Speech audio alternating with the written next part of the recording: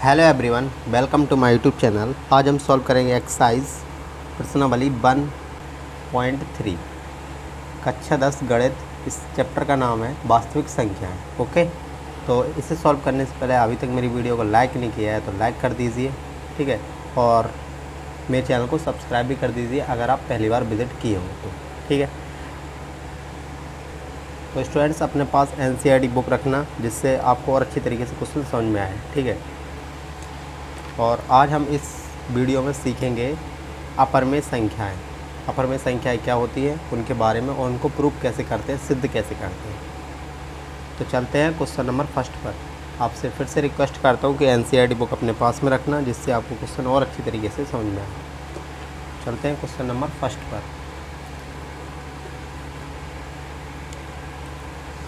तो प्रश्नावली 1.3 का पहला प्रश्न क्या बोल रहा है कि सिद्ध कीजिए कि √5 एक अपरमेय संख्या है।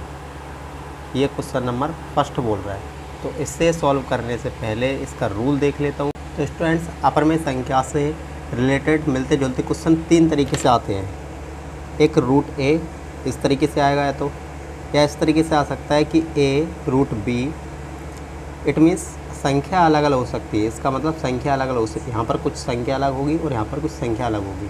और तीसरे तरीके से कि √a प्लस माइनस कोई भी साइन हो सकता है, +-b। ये 3 तरीके से क्वेश्चन आते हैं आपके NCERT से, ठीक। 6 चरण में सॉल्व करूँगा, 6 स्टेप में इन क्वेश्चन को मैं सॉल्व करूँगा, चाहे इस तरीके से आए, चाहे इस तरीके से, चाहे इस तरीके से, ठीक है। तो क्वेश्चन नंबर फर्स्ट पर चलते हैं।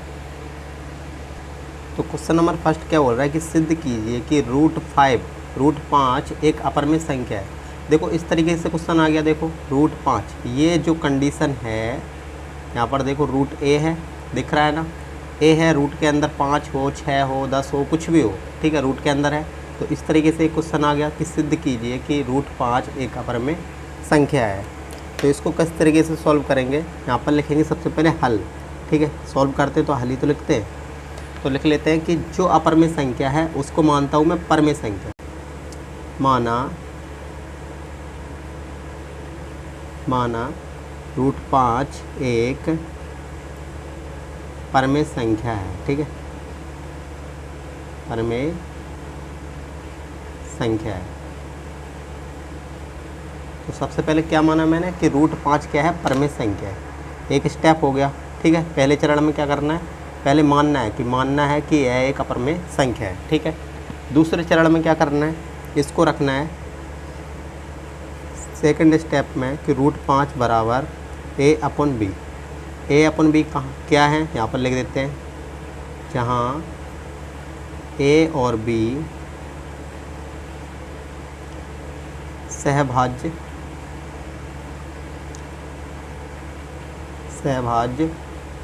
पूर्णांक हैं।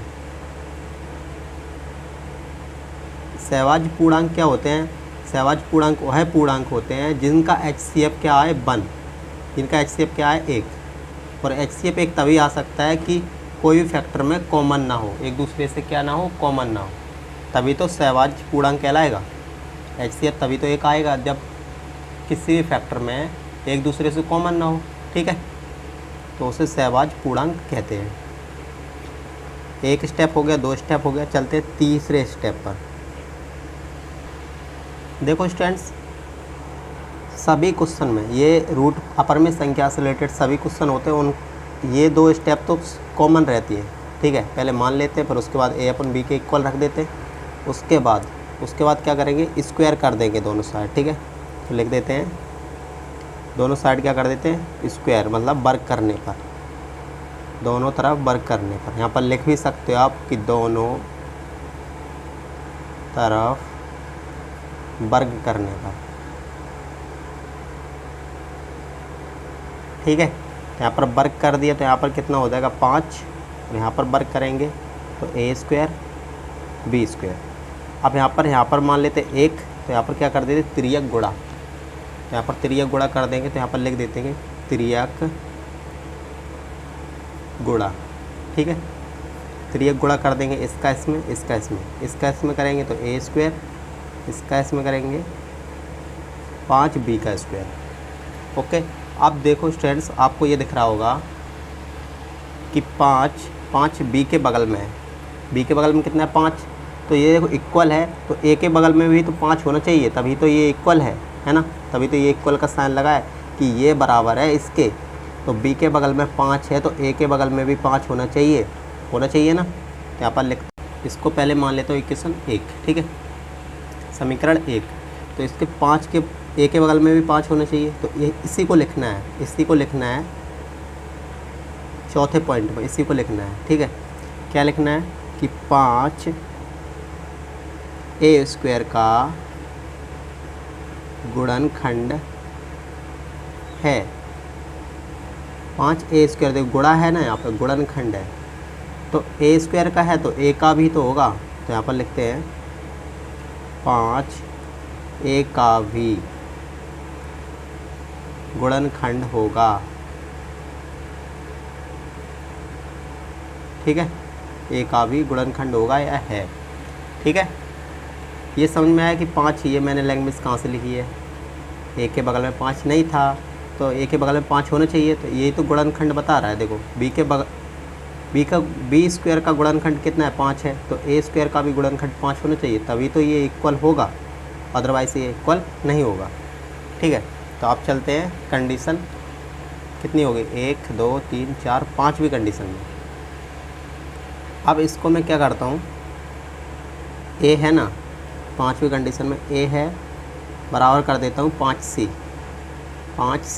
तो ये c कहाँ से आ गया, c को मान लेता हूँ मैं कोई एक चर राशि है, ठीक है, जहाँ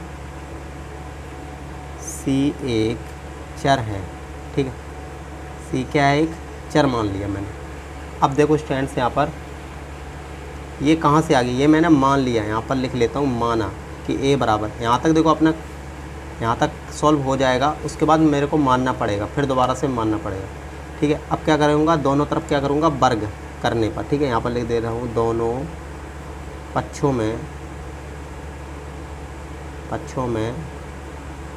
वर्ग करने पर, तो वर्ग कर देते हैं, ए का स्क्वायर और 5c का स्क्वायर। तो यहाँ पर देखो ए का स्क्वायर तो ए स्क्वायर 5 25 और यहाँ पर 5c का स्क्वायर, ओके, यहाँ तक समझ में आया। अब देखो ए स्क्वायर के इक्वल, ए स्क्वायर के बराबर में कितना है 5b स्क्वायर, ठीक है ना। यहाँ पर लिख देता हूँ समीकरण 1 से, समीकरण 1 से देखो 5 के ए स्क्वायर की जगह पर कितना है 5b स्क्वायर बराबर 25c स्क्वायर, ठीक है। ये 5 है, 5 इसके नीचे चला जाएगा, तो यहाँ पर क्या बचेगा b स्क्वायर 25/c और यहाँ पर कितना 25c स्क्वायर अपॉन कितना रहेगा 5, ठीक है। 5 से ये कट जाएगा, 5 25, तो b स्क्वायर बराबर 5c स्क्वायर। इसको मैंने मान लिया इक्वेशन समीकरण 2, ठीक है। तो वही कंडीशन फिर आ गई है, देखो जब c के बगल में 5 है तो b के बगल में भी तो 5 होना चाहिए, तो वही लैंग्वेज लिखेंगे, क्या लिखेंगे कि 5 b स्क्वायर का गुणनखंड है, तो 5b का भी गुणनखंड होगा, 5b का भी गुणनखंड है। तो देखो स्टूडेंट्स, एक चीज़ देखो, मैंने सबसे पहले ये यहाँ तक समझ में आया। अब एक चीज़ देखो, मैंने बताया था कि a और b क्या है, सहभाज्य पूर्णांक है। सहभाज्य पूर्णांक क्या होते हैं, जिनका HCF क्या हो 1 हो, और एक HCF कब आएगा, जब दोनों में कॉमन कुछ ना हो, फैक्टर में जो फैक्टर आएंगे, गुणनखंड आएंगे, उनमें कॉमन कुछ भी ना हो, तभी तो 1 आएगा। अब देखो 5 है, a का भी गुणनखंड है और b का भी गुणनखंड है, तो ये तो संभव नहीं है ना, ये संभव तो है नहीं ना, तो क्या होगा, ये अपरिमेय संख्या हो जाएगा। तो स्टूडेंट्स, तो यहाँ पर क्या देखो a और b का देखो गुणनखंड सेम नहीं हो सकता ना, गुणनखंड सेम नहीं हो सकता ना, क्योंकि सहभाज्य गुणनखंड है, a और b सहभाज्य गुणनखंड है। सहभाज्य गुणनखंड मतलब HCF जिनका 1 आता हो। तो यहाँ पर लिख देता हूँ, वही लैंग्वेज लिखना है कि 5 है a और बी का अविष्ट उभयनिष्ठ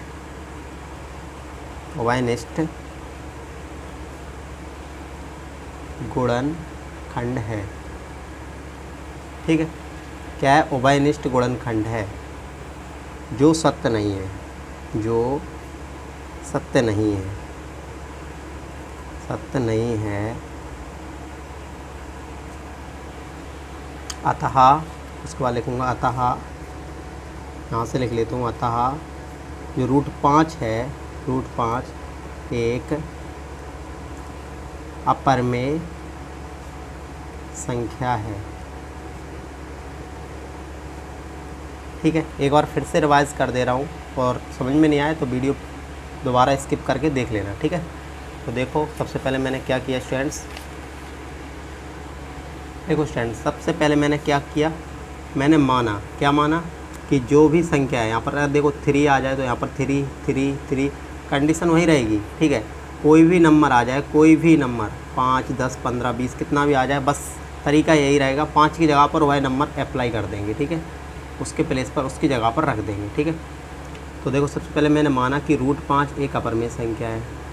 दूसरे केस में क्या करा मैंने कि रूट 5 बराबर रखा a अपन b के, तो a अपन b के प्लेस पर a अपन b के इक्वल क्यों रखा, क्योंकि परमेय संख्या वह संख्या होती हैं जो p बाई क्यू के फॉर्म में होती हो। ठीक है, p अपॉन क्यू के फॉर्म में होती हो। ठीक है, यहाँ पर देखो आप अपने NCERT बुक में देखना, p बाई क्यू की फॉर्म में लिखी होगी जो परमेय संख्या होगी। ठीक है, परमेय संख्या होगी वो p बाई क्यू की फॉर्म में होगी। ओके, p बाई क्यू के कंडीशन में होगी। ठीक है, उसी तरीके से होगी, p बाई क्यू के इक्वल होगी। ठीक है, तो इसलिए मैंने इसको ये रख दिया। सेकंड केस में जब परमेय संख्या माना है तो इसके इक्वल रख दिया है। अब मैंने क्या कर दिया, वर्ग कर दिया दोनों साइड। ठीक है, दोनों तरफ लिख लो या पक्षों में लिख लो। ठीक है, तो दोनों तरफ वर्ग कर दिया मैंने, यहाँ पर वर्ग किया और यहाँ पर त्रियक गुणा कर दिया। इस यहाँ पर इक्वल है, इसका इसमें, इसका इसमें। ठीक है, यहाँ पर ये आ गया। अब देखो b के बगल में कितना है, 5 है, तो a के बगल में भी तो 5 होना चाहिए था, तो इसलिए मैंने लिख दिया कि 5 a स्क्वायर का गुणनखंड है, तो a का भी तो गुणनखंड होगा, ये लिख दिया मैंने। अब मैंने दोबारा मान लिया कि a बराबर, दोबारा मान लिया कि a बराबर 5c, और जो c है, जहाँ c क्या है, एक चर है। ठीक है, अब फिर मैंने वही क्या कर दिया, दोनों तरफ वर्ग करने पर, दोनों तरफ वर्ग कर दिया, तो वर्ग करने पर ठीक है, फिर यहाँ पर वर्ग कर दिया मैं, तो ये मैंने मान लिया समीकरण 2। अब उसी तरीके से c के बगल में कितना है, 5 है, तो b के बगल में भी 5 होना चाहिए, वही मैंने लिख दिया है। 5 a स्क्वायर का गुणनखंड है, तो 5 b का भी गुणनखंड होगा। अब देखो दोनों में तो कॉमन नहीं हो सकता, a और b में 5 कॉमन नहीं हो सकता, तो इसलिए लिख दिया 5 a और b का उभयनिष्ठ गुणनखंड है जो सत्य नहीं है, अतः रूट 5 एक अपरमेय संख्या है। ठीक है, समझ में आया? 6 स्टेप में आपको क्वेश्चन हो गया डन। ठीक है, समझ में आया? चलते हैं नेक्स्ट क्वेश्चन पर। तो स्टूडेंट्स क्वेश्चन नंबर 2 दूसरा क्या बोल रहा है कि सिद्ध कीजिए कि 3 + 2 रूट 5 एक अपरमेय संख्या है। तो ये किस टाइप का क्वेश्चन है, देखो यहाँ पर देखो मैंने बताया था कि 3 तरीके से क्वेश्चन आ सकता है, तो ये वाला कंडीशन अप्लाई हो रहा है। ठीक है, चाहे रूट इस पर हो चाहे इस पर हो, कोई फ़र्क नहीं पड़ता। इस तरीके का है, तो करते हैं इसको सॉल्व। 2 स्टेप सभी में कॉमन रहेंगी, ये वाली और ये वाली। ठीक है, सभी में कॉमन रखेंगे हम। ठीक है, तो सबसे पहले क्या जो अपरमेय है उसको मैं मानता हूँ क्या, परमेय संख्या। तो यहाँ पर पहली स्टेप में क्या करूँगा, यहाँ पर हल करके माना, सबसे पहले क्या करूँगा, मानूँगा, माना 3 + 2 रूट 5 एक क्या है, परमेय संख्या है। ठीक है, परमेय संख्या है। सबसे पहले मैं मानता हूँ। अब जब परमेय संख्या है तो क्या करूँगा, सेकंड स्टेप में क्या करूँगा कि a + रूट 5 बराबर क्या रख दूँगा, a/b। ठीक है, और a/b क्या है लिख दूँगा, देख जहाँ a और b क्या है, a और b एक सहवाज पूर्णांक है, सहवाज पूर्णांक है। तो मैंने बता दिया कि सहवाज पूर्णांक क्या होता है। अब देखो इस साइड हमेशा रूट की वैल्यू रखना है, उसके अलावा उस जो कुछ रह जाएगा उस साइड ट्रांसफ़र कर देंगे। इस साइड हमेशा रूट की वैल्यू रखना है और जो कुछ रह जाएगा उस साइड ट्रांसफ़र कर देंगे। ठीक है, समझ में आ रहा है? तो देखो यहाँ पर सबसे पहले कितना है, 3 है, तो 3 को उस साइड लेके जाएंगे, तो यहाँ पर रह जाएगा 2√5 बराबर a/b। ये 3 है, उस साइड जाएगा तो माइनस का हो जाएगा। ठीक है, इसके नीचे 1 मान लिया, तो ये क्या बन जाएगी, भिन्न। तो भिन्न को करते हैं पहले सॉल्व। तो 2√5, इसका एलसीएम कितना आएगा, b, इसका इसमें है, इसका इसमें, तो इसका इसमें करा तो a, इसका इसमें करेंगे तो 3b। ठीक है, अब देखो यहाँ पर मैंने बोला था रूट की वैल्यू रह जाएगी, इसके अलावा सब कुछ उस साइड कर देंगे ट्रांसफ़र। तो देखो इसके बगल में 2 और है, तो 2 मल्टीप्लाई में, तो इस साइड जाएगा तो किस में हो जाएगा, डिवाइड में। तो √5 a/a माइनस 3b, और ये 2 है तो 2 डिवाइड में चला जाएगा 2b। ठीक है, और मैंने अभी बताया था कि p/q की फॉर्म में हो, p/q की फॉर्म में हो, वो क्या होता है, परमेय संख्या होता है। तो देखो जब ये p, देखो p इतने ऊपर वाले को मानो p और नीचे वाले को मानो q, तो p/q की फॉर्म में है, ये है, तो ये क्या होगा, परमेय संख्या होगा। तो यहाँ पर स्टेप 3 में लिख दूंगा कि a-3b अपॉन 2b एक क्या है, परमेय संख्या है, परमेय संख्या है। तो जब ये परमेय संख्या है तो यहाँ पर देखो इक्वल लगा है, तो जब ये परमेय संख्या तो ये भी तो परमेय संख्या होगा, तो जब ये परमेय संख्या तो ये भी तो परमेय संख्या होगा, तभी तो ये इक्वल का साइन लगा है। ठीक है, इक्वल है तो ये भी तो परमेय संख्या होगा, तो यही लिखना है। ठीक है, क्या लिखूँगा कि √5 भी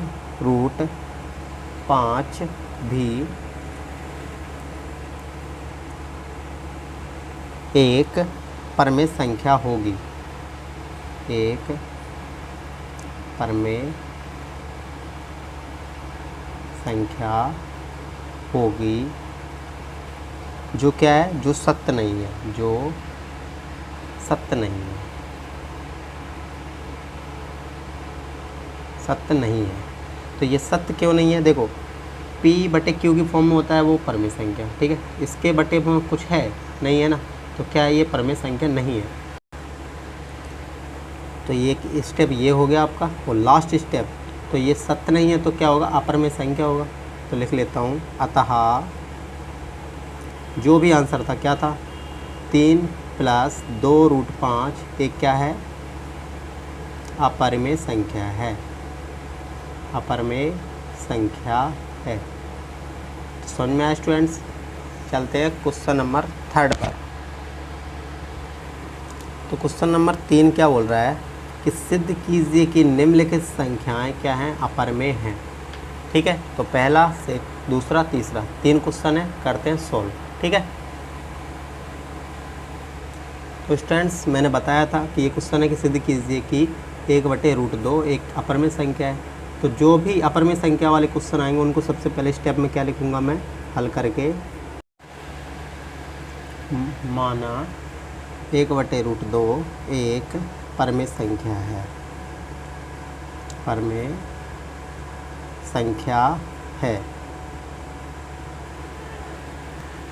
दूसरे स्टेप में क्या लिखते हैं, जब परमेय संख्या है तो a/b के इक्वल होगी। यहाँ पर लिखूँगा a√2 1/√2 बराबर a/b, और a और b पता है, जहाँ a और b क्या है, सहभाज्य है, सहभाज्य पूर्णांक, सहभाज्य पूर्णांक है। ठीक है, अब देखो रूट अगर कहीं नीचे होता है तो क्या कर देते हैं, तो क्या करेंगे, रूट अगर नीचे है तो क्या कर देंगे, ऊपर भी गुणा कर देते हैं, नीचे भी कर देंगे। तो ऊपर गुणा कर देंगे यहाँ पर भी और यहाँ पर भी। ठीक है, यहाँ पर गुणा करा तो कितना आएगा, √2, यहाँ पर गुणा करेंगे कितना रह जाएगा, 2। ठीक है, √2 कितना हो जाएगा, 2। यहाँ पर a/b। ठीक है, अब क्या करेंगे, तिर्यक गुणा, यहाँ पर क्या करते हैं, तिर्यक गुणा, इसका इसमें, इसका इसमें। ठीक है, तिर्यक गुणा करने पर, ठीक है, तो इसका इसमें, इसका इसमें, इसका देखो इसका इसमें करेंगे कितना रह जाएगा, √2b बराबर, इसका इसमें करेंगे तो कितना हो जाएगा, 2a। अब मैंने बताया था कि रूट इधर ही रहेगा और बचा कुछ भी हो उससे हट जाएगा। देखो मल्टीप्लाई में है, गुणा में है, गुणा में बी गुणा में है तो उससे हट जाएगा, किस में हो जाएगा, भाग में हो जाएगा। ठीक है, हो गया सॉल्व। ठीक है, इतना ही करना था। देखो अब देखो P/Q के फॉर्म में हो, P/Q की कंडीशन में हो तो वह क्या होता है, परमेय संख्या, और जो रूट में है क्या है, ये अपरमेय संख्या है। तो परमेय संख्या और अपरमेय संख्या दोनों इक्वल तो कभी हो नहीं सकते, तो वही लिखेंगे। ठीक है, कि देखो स्टेप थर्ड में 2A/B एक क्या है, परमेय संख्या है, परमेय संख्या है। ठीक है, अतः जो रूट 2 है, रूट 2 भी एक परमेय संख्या होगी जो सत्य नहीं है, जो सत्य नहीं है, सत्य नहीं है। देखो ये परमेय है तो इस साइड का भी परमेय होना चाहिए, पर ये परमेय नहीं है। ठीक है, मैंने बताया था कि अपरमेय संख्या से किस तरीके से कुछ सुना सकते हैं, 3 स्टेप से। तीसरे 3 में से किसी एक का स्टेप है, देखो फर्स्ट स्टेप ही है। ठीक है, रूट ए, ठीक है, अपरमेय संख्या होता है जो सत्य नहीं है। आगे लिखना है अतः जो आंसर है कितना है, 1/√2। अतः लास्ट स्टेप में अतः 1/√2 एक अपरमेय संख्या है, अपरमेय संख्या है। ठीक है, और ये आपका क्या हो जाएगा, रिक्वायर्ड आंसर। ठीक है, चलते हैं नेक्स्ट पॉइंट पर। पॉइंट नंबर 2 में क्या बोल रहा है कि सिद्ध कीजिए कि 7√5 एक अपरमेय संख्या है। तो जो अपरमेय संख्या होता है तो दो स्टेप तो शुरू की वही रहेंगी। क्या रहेंगी, माना, सबसे पहले क्या करते हैं, मानते हैं। ठीक है, माना कि 7√5 एक परमेय संख्या है। ठीक है, पहले स्टेप तो ये हो गई। दूसरे स्टेप में क्या करते हैं, जब परमेय संख्या है तो P/Q की फॉर्म में रख लेते हैं। इक्वल है P/Q, सॉरी P/Q। यहाँ पर मैंने A और B मान लिया है। ठीक है, जहाँ ये भी लिख देते हैं, जहाँ A और B सहवाज्य पूर्णांक है। ठीक है, A और B क्या है, सहवाज्य पूर्णांक है। और मैंने ये भी बताया था कि रूट इस साइड रहेगा, अदरवाइज जो भी होगा उस साइड जाएगा। ठीक है, तो √5 बराबर A/B। अब देखो 7 है इसके बगल में, 7 देखो मल्टीप्लाई में है। ठीक है, तो 7 इस साइड गुणा में है तो उस साइड क्या इसमें जाएगा, भाग में। ठीक है, तो इतना हो जाएगा। ठीक है, अब देखो P/Q की फॉर्म में हो, इसको मान लिया मैंने P और इसको मान लिया मैंने Q। P/Q की फॉर्म में हो क्या होगा, परमेय संख्या। ठीक है, यहाँ पे स्टेप थर्ड में लिख लेता हूँ, A/7B एक परमेय संख्या है, परमेय संख्या है। ठीक है, जब परमेय संख्या ये है तो इसके देखो इक्वल है, ये एक दूसरे इक्वल तभी होगा जितना इस साइड हो उतना इस साइड भी होना चाहिए। ठीक है, तो √5 क्या होगा, परमेय संख्या, ये भी होगा। तो स्टेप 4 में क्या लिखेंगे कि √5 भी एक परमेय संख्या है जो सत्य नहीं है, जो सत्य नहीं है। जो सत्य क्यों नहीं है, क्योंकि देखो परमेय और अपरमेय दोनों इक्वल कभी नहीं हो सकते। ठीक है, ये देखो ये परमेय है और ये अपरमेय है, दोनों कभी इक्वल नहीं हो सकते। तो लिख देता हूँ स्टेप 6 में क्या होगा, अतः आंसर क्या था मेरा, 7√5 एक अपरिमेय संख्या है, अपरिमेय संख्या है। ये आपका क्या आ जाएगा, उत्तर। ठीक है, चलते हैं पॉइंट नंबर 3 में। तो स्टूडेंट्स पॉइंट नंबर 3 में क्या बोल रहा है कि सिद्ध कीजिए कि 6 + √2 एक अपरिमेय संख्या है। तो वही स्टेप, शुरू की 2 स्टेप तो इक्वल ही रहेंगे। ठीक है, आप चाहो तो कर सकते हैं। ठीक है, मैं फिर भी कर देता हूँ। ठीक है, शुरू की स्टेप 2 कितनी क्या रहेंगी, सेम रहेंगी। सबसे पहले क्या करते हैं, माना 6 + √2 एक परमेय संख्या है। ठीक है, परमेय संख्या है, पहला स्टेप हो गया। सेकंड स्टेप में क्या करते हैं, कि जब परमेय संख्या है तो ए अपन बी के इक्वल रख लेता हूँ, ठीक है, ए अपन बी के इक्वल रख लेता हूँ। तो ए और बी क्या है यहाँ पर लिख देता हूँ, जहाँ ए और बी सहभाज्य